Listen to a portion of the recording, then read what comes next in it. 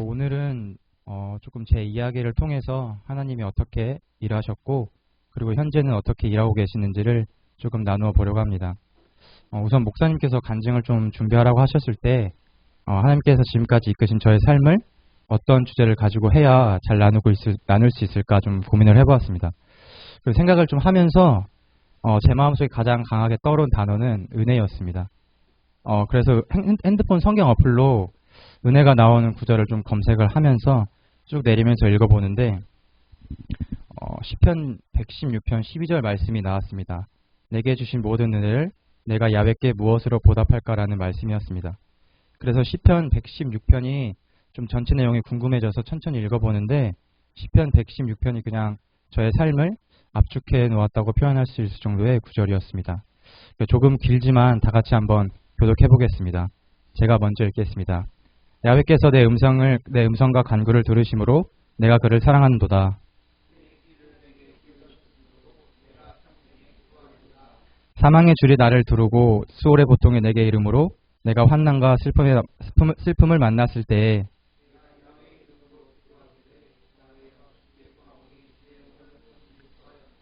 야훼는 은혜로우시며 의로우시며 우리 하나님은 긍휼이 많으시도다.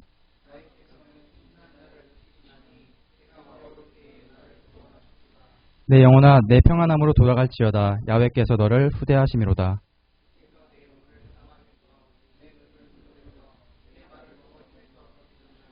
내가 생명이 있는 땅에서 야훼 앞에 행하리로다. 내가 놀라서 이르기를 모든 사람이 거짓말쟁이라 하였도다. 내가 구원의 잔을 들고 야훼의 이름을 부르며 그의 경건한 자들의 죽음은 야훼께서 보시기에 귀중한 것이로다.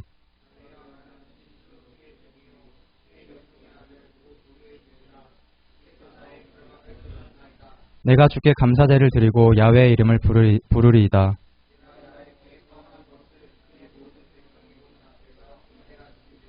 예루살렘아 내 한가운데서 곧 야훼의 성전뜰에서 지키리로다. 할렐루야. 아멘. 오늘은 저의 간증을 좀 하려고 합니다. 그래서 되게 짧으니까 좀 잠깐 집중해서 들어주셨으면 감사하겠습니다. 일단 제 얘기를 조금 하면은 저는 기독교와 또 예수님과는 거리가 정말 멀었던 무교 집안에서 자랐습니다. 그리고 어린 시절에 그런 부모님의 이혼은 그때는 몰랐지만 커다란 상처가 되어서 제 마음속에 깊이 자리하고 있었습니다. 이혼이라는 상처가 제 마음속을 그리고 제 심령을 강하게 결박하고 또한 그 상처로 인해서 많이 아팠고 참 많이 울었던 것 같습니다. 그럼에도 그런 힘든 환경 속에서도 어머니께서는 홀로 형과 저를 보살펴 주셨습니다. 그리고 또 저희 가정을 그리고 또 저를 보살피시고 부르시고 인도하셨던 분이 그때도 언제 함께 계셨음을 지금은 알게 되었습니다. 생명과 은혜를 내게 주시고 나를 보살피심으로 내 영을 지키셨나이다. 욥기 10장 12절 말씀입니다.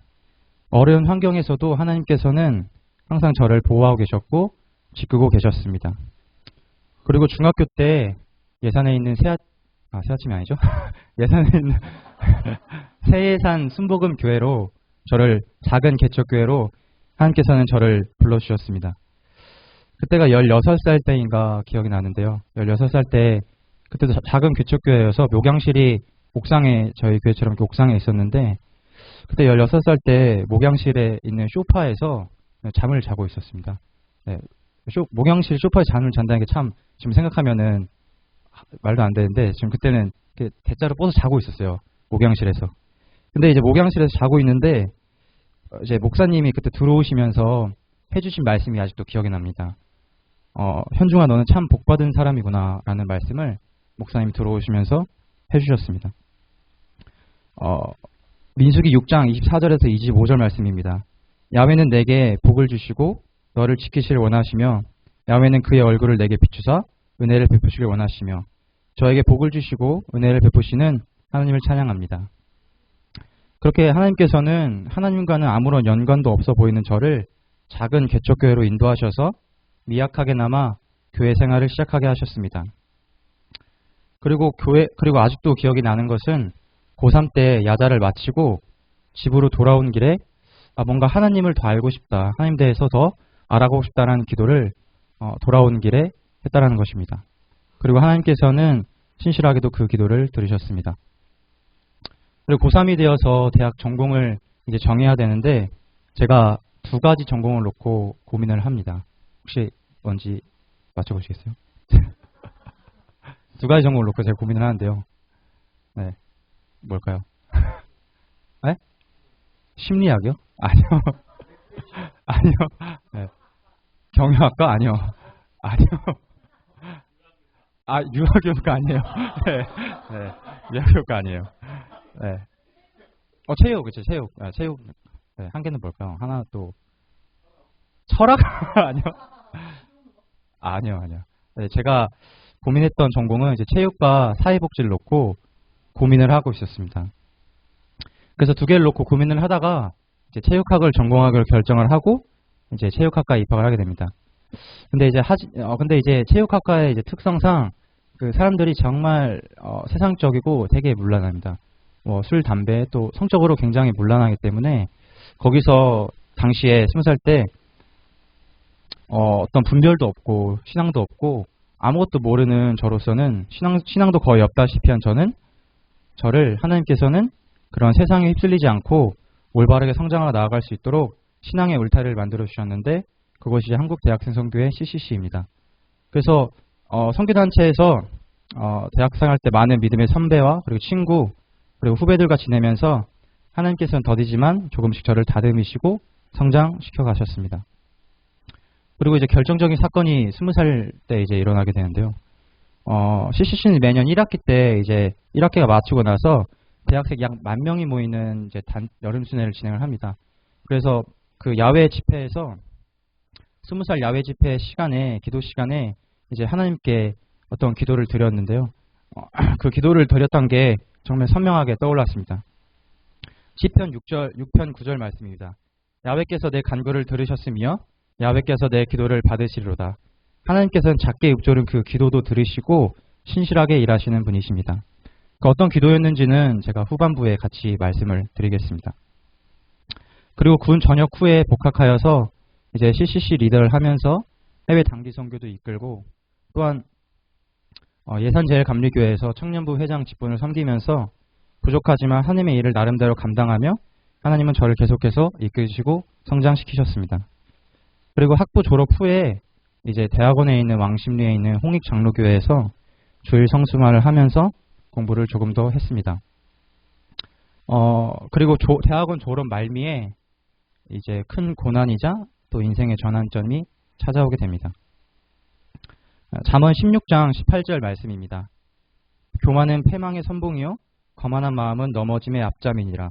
시업의 문턱에서 저는 교만했습니다. 이 정도 신앙 훈련도 받았고 또 이 정도 신앙에 또 이 정도 실력이면 뭐 못할 게 있을까라는 마음이 제 마음 깊숙이 자리하게 되었습니다. 또한 하나님이 원하시는 것과 이끌고자 하시는 것은 싹 무시한 채 그저 내가 하고 싶은 것, 내가 원하는 것만 집중하게 되었습니다. 그러면서 이러한 마음을 가지고 대학원 말미에 주일 성수마저 포기한 채 취업을 준비를 했습니다. 근데 결과는 정말 참혹했습니다. 하나님과 단절된 저의 마음과 몸은 처절히 무너졌습니다. 욥기 8장 11절에서 15절 말씀입니다. 왕거리 진펄이 아닌 데서 크게 자라겠으며 갈대가 물 없는 데서 크게 자라겠느냐. 이런 것은 새순이 돋아 아직 뜯을 때가 되기 전에 마른 풀보다 일찍이 마르느니라. 하나님을 잊어버리는 자의 길은 다 이와 같고 저속한 자의 희망은 무너지리니 그가 믿는 것이 끊어지고 그가 의지하는 것이 거미줄 같은즉 그 집을 의지할지라도 집이 서지 못하고 굳게 붙잡아 주어도 집이 보존되지 못하리라. 저의 희망과 제가 믿는 것은 산산이 무너졌습니다.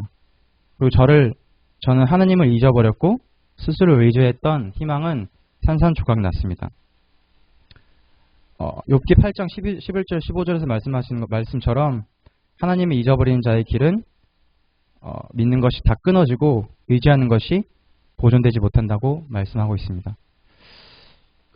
하지만 그럼에도 불구하고 하나님께서는 저를 포기하지 않으셨고 계속해서 이끄셨습니다. 오늘 본문인 시편 116편 5절 말씀입니다. 야훼는 은혜로우시며 의로우시며 우리 하나님은 긍휼이 많으시도다. 하나님께서는 저를 버리지 않으셨고 주의 긍휼로 또 은혜로 하나님께서는 저를 다시 새아침 분이엘 교회로 인도해 주셨습니다. 처음 교회 온 날이 아직도 생생히 기억이 납니다. 늦은 밤에 교회로 와서 잠옷실에서 잠을 자고 새벽에 목사님께 기도를 받았습니다. 그리고 단절되었던 하나님과의 관계를 회개함으로 그리고 많은 분들의 중보 기도로 조금씩 회복하기 시작했습니다. 그리고 목사님께서 기도를 해주시고 저에게 해주신 말씀이 아직도 제 마음을 울립니다. 현중 형제는 하나님께서 참 사랑하는 사람이야 라는 말씀이었습니다.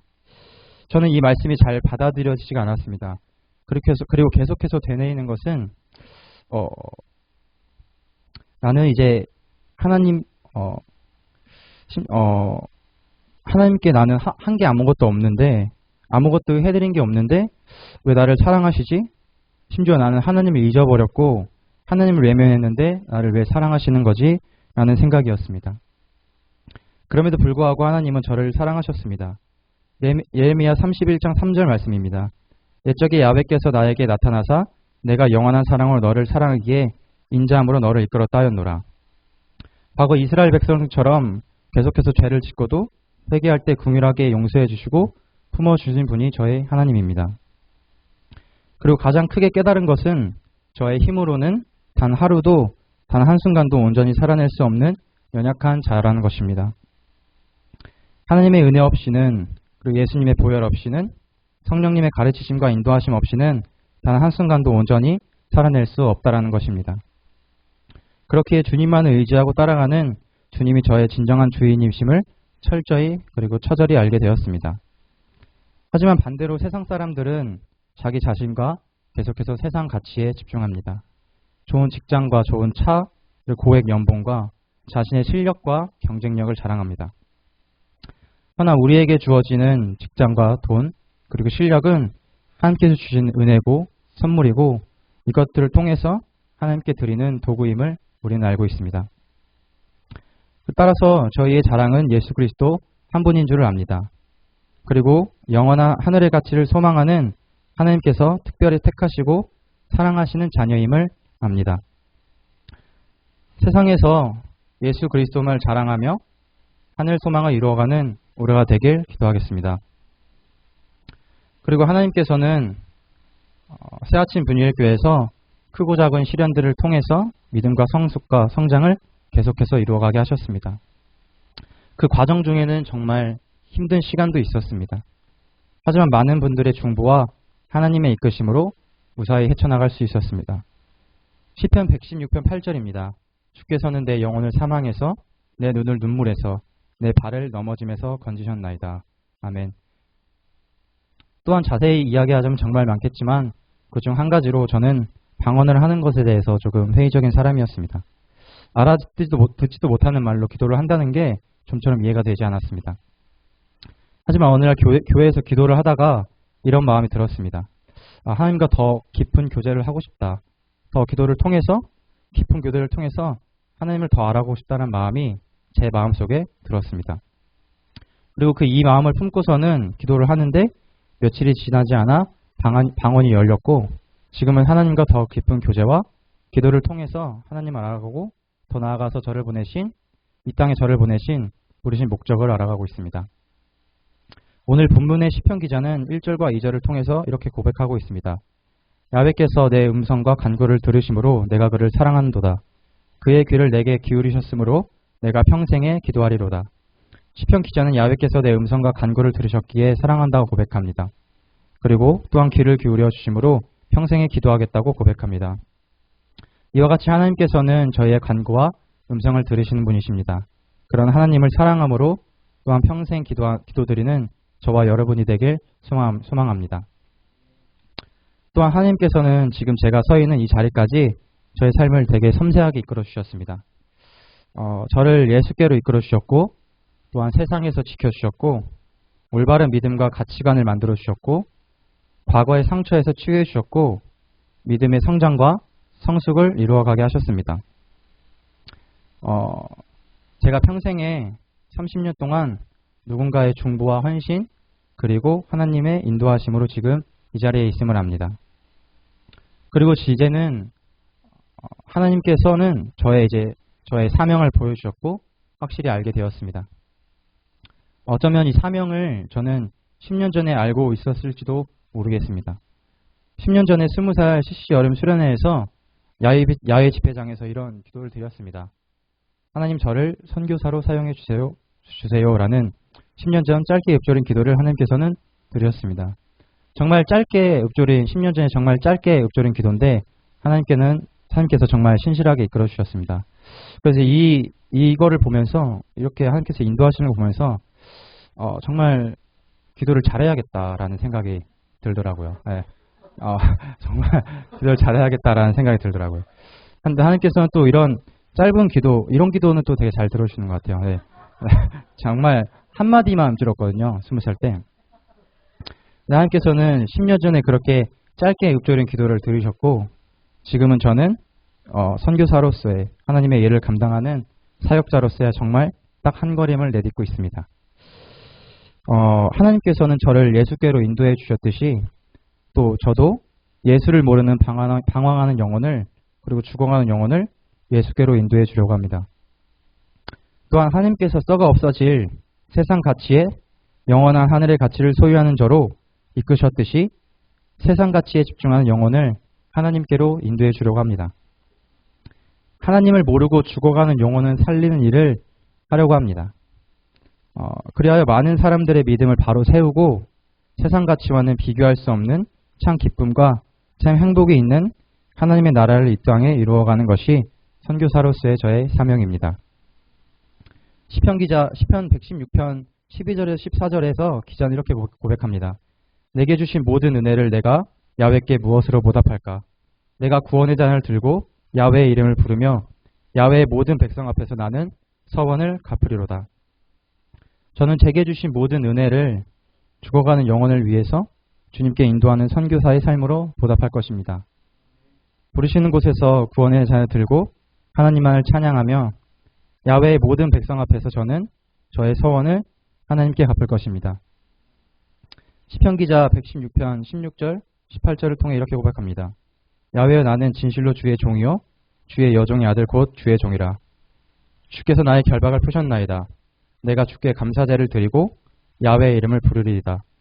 내가 야훼께서 서원한 것을 그의 모든 백성이 보는 앞에서 내가 지키리로다. 저의 결박을 푸신 예수 그리스도만을 따르는 제자로서 감사하며 하나님만을 찬양할 것입니다. 제가 야훼께 서원한 것을 모든 백성 앞에서 지킬 것입니다. 그래서 항상 제가 기도할 때 하는 기도가 있습니다. 어떤 기도냐면 하나님 지금 제 삶에서 하나님이 원하시는 것은 무엇입니까? 그리고 제가 해야 하는 것은 무엇입니까? 알려주십시오. 제가 순종하기 원합니다. 라는 기도를 드립니다. 그래서 계속해서 저 지금도 깨어진 마음을 회복하고 죄의 영향력에서 벗어나기 위해서 복음분투하며 하나님을 향한 집중력을 놓지 않으려고 발버둥 치고 있습니다. 하나 이게 정말 쉽지만은 않은 것 같습니다. 그럼에도 불구하고 보여지지도 느껴지지 않아도 믿음으로 전진하려고 노력하고 있습니다. 이렇듯 하나님께서는 택하여 부르신 저 모임인 저희 각자에게 창세전부터 각자를 지으시고 또한 부르신 목적이 있음을 확신합니다. 우리의 각자와의 가정과 모양은 조금 다를지언정 최종 목적지인 천국은 같은 줄로 압니다. 그리고 사랑하는 성도 여러분, 여러분들은 지금까지 이끄시고 인도하신 하나님의 은혜에 무엇으로 보답하시겠습니까? 지금 이 시간 부르시고 이끄시길 원하시는 하나님께 믿음으로 반응하고 순종하는 저와 여러분이 되길 소원합니다. 혹시라도 지금 이 시간 마음이 무너진 분이 있다면 예수께로 나오길 축복합니다. 하나님께서 부르신 분이 있다면 예수님께로 나오시길 축복합니다. 치유받길 원하시는 분이 있다면, 마음이 아픈 분이 있다면 예수께로 나오시길 바랍니다. 예수가 필요하신 분들은 예수께로 꼭 나오시길 바랍니다. 그래서 끝으로 간절히 기도하기를 각자에게 맡겨진 사명을 잘 감당을 하고 하나님의 선한 일들을 함께 이루어감으로 하나님께 보답하는 저와 여러분이 되길 소망합니다. 네, 잠시 찬양하고 기도하면 좋겠습니다.